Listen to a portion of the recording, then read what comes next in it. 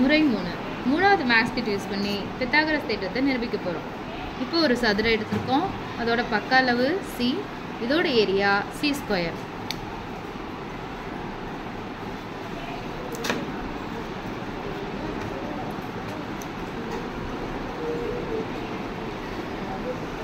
இதில் 4 ஒரே அளவுள்ள செங்கோண முக்கோணத்தை இதோட கார்னர்களில் பொருந்துறாப்பில் வைக்கிறோம். இந்த செங்கோண முக்கோணத்தோட உயரம் டி, அடிப்பக்கம் ஏ.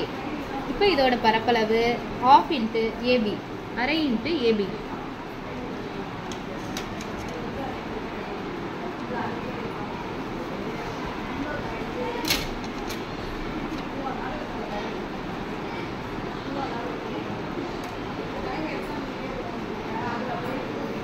இந்த 4 செங்கோண முக்கோணங்களையும் இந்த சதுரத்தோட ஓரங்களில் சரியாக பொருந்துறாப்புல அடிக்கிட்டேன். இப்போ இந்த சி ஸ்கொயரோட ஏரியா எதுக்கு சமமாக இருக்குன்னா, இதோட ஃபுல்லாக உயரம் வந்து பி, இதோட அடிப்பக்கம் ஏங்கிறதுனால இந்த அளவோட நீளம் பி மைனஸ் ஏ. இந்த சதுரத்தோட பரப்பளவு பி மைனஸ் ஏ ஹோல் ஸ்கொயர். ஃபுல்லாக இருக்கிற இந்த சி அளவு பக்கம் உள்ள சதுரத்தோட பரப்பளவு இந்த உள்ளர இருக்கிற சதுரத்தோட பரப்பளவு ப்ளஸ் 4 செங்கோண முக்கோணத்தோட பரப்பளவோட கூடுதலுக்கு சமம்.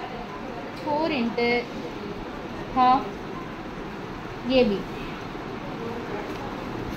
ஏ minus B whole square formula படி இதை எக்ஸ்பேண்ட் பண்ணால் B square minus 2ab plus A square.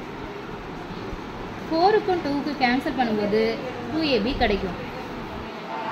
இங்கே சி ஸ்கொயர் இருக்குது. -2abக்கு +2ab கேன்சல் பண்ணிட்டா சி ஸ்கொயர் ஈக்குவல் முதல்ல ஏ ஸ்கொயர் எழுதுகிறேன், அடுத்தது பி ஸ்கொயர் எழுதுகிறேன். இப்படியும் பித்தாகரஸ் தேற்றத்தை நிரூபிக்கலாம்.